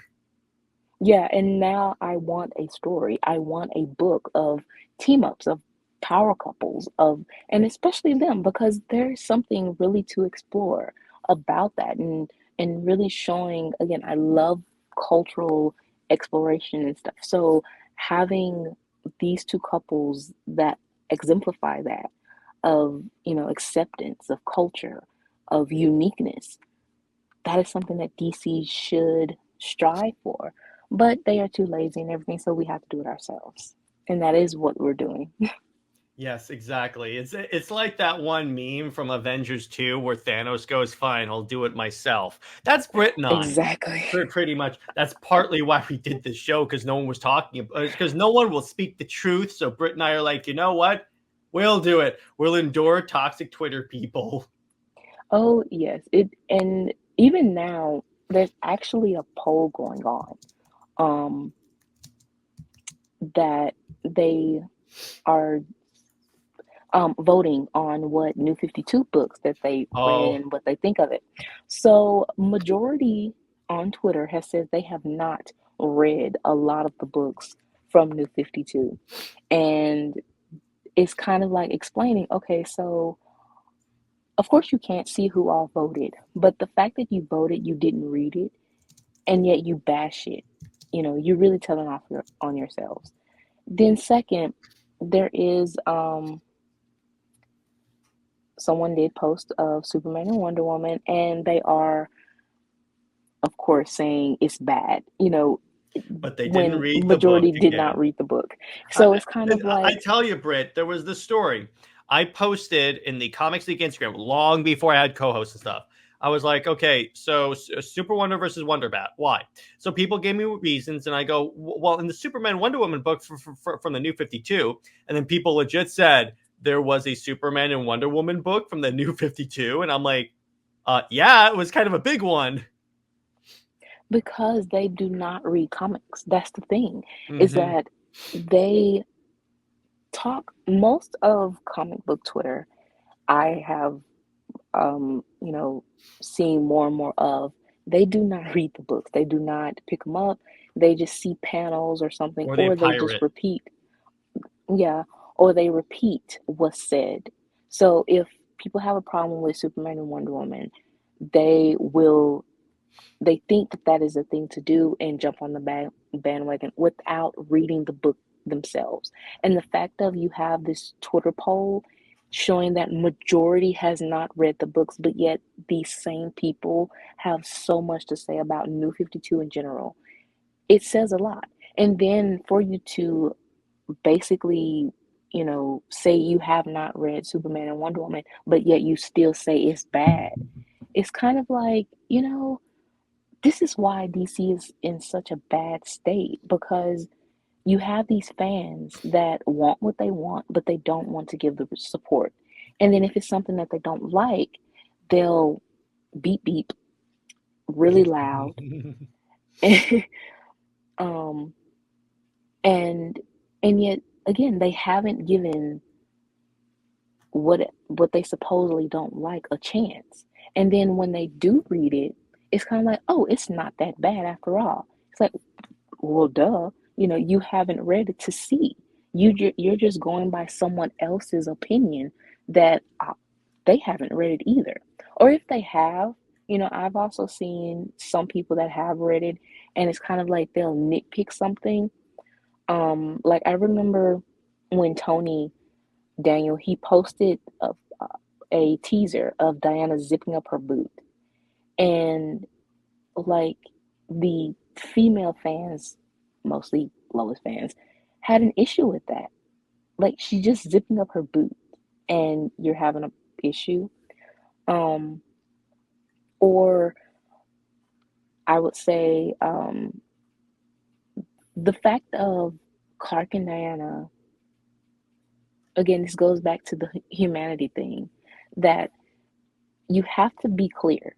This is not a book about gods, because Justice League 12, their very first deep conversation is about them not wanting to be gods. So for Yeah. people to still try to say, oh, they're gods, they want to be above. No, if you actually read the book, it says we are not like the gods, or we are not like Zeus. But we aren't like mortals. And then Clark says we aren't like anyone. So they are basically just these total, unique beings all on their own, and they're trying to find a place. And what is wrong with that? Mm-hmm. In reality, we do just the same. When we grow up, going to school, we pick a certain a certain uh, Major. major. Yeah, thank you. No Had problem. like a had a mind blank for a minute. We all have We that. pick a certain major that we are comfortable with, that we are interested in, and we find a significant other in that's in the same major, or we find close friends that understand that same type of thing, or even if it is different, you still find these people that you are comfortable with and you socialize with. And that is what Clark and Diana is doing. So what is the issue really with who they are and what they're doing? It's just on a different scale. Mm-hmm. And honestly, to judge them by because, oh, they have superpowers. I mean, it is a superpower world. You don't judge Arthur and Mera for having their relationship. You don't judge Scott and Barda. You know, um, I would say you don't judge Hal and Carol, but they just have rings to give them powers, so I wouldn't really put them in that same category. Yeah. But couples that have natural powers, I would say, you don't judge them, but you judge Clark and Diana. Why? Because again, they aren't the traditional uh, couples, but at the same time, they are far more impactful and more positive because you have this sense of honesty and trust and openness with them than belittling themselves for Lois and Steve. Yeah, So, exactly. And so I, more on that in a future episode, but we kind of have to wrap this little bit baby in a bow and send her off. So, Brit, fantastic episode, and so let the kind people at home know where they can what stories you got on the horizon. okay, so we have the Athens story. So, with that, um, the chapter, and I've already told you, Jared, that with the Olympic Games, so that sort of just came up of I already had it planned of that, and I was gonna have it just a little short. And I was like, why don't I implement the Justice League? You know, because it's Mhm. the ancient times and just building this whole, new world. Of course, let's have the Justice It League. makes So sense. I am, yeah, so with the Olympic Games, I'm having like this Easter egg cameo type thing with them, um, with and along with Clark and Diana. Then we have Donna's introduction and hoping that I was successful in merging her very complicated history, her Hmm. origin. Um, and we also have Shelter Chapter 2, which I was almost done, but then I sent you the cat gif with what you said about a certain thing. So now I have to rework and write that in because that was so good. And you better not send me anything else because chapter two was supposed to be done this week. But yeah, and then other stories that I'm slowly getting to. I also have the story with Jid, which again is very much just giving us perspective for Diana and the patriarchal, viewpoint of relationships and motherhood, and how she deals with the uniqueness of her and Clark's relationship is that they don't have to be married or have children in the traditional sense. They can, this whole unique type way that they are dealing with their relationship and how the world views their relationship as odd, but you know, again, it's all about impact. So hopefully that story can convey um, that message that I want to put out there. Yeah. We shall soon see. And stay heroic, everyone. Remember, Lois Lane is Lois Lane. She belongs to General Zod. Zoe is the Maxabat for life. See you later.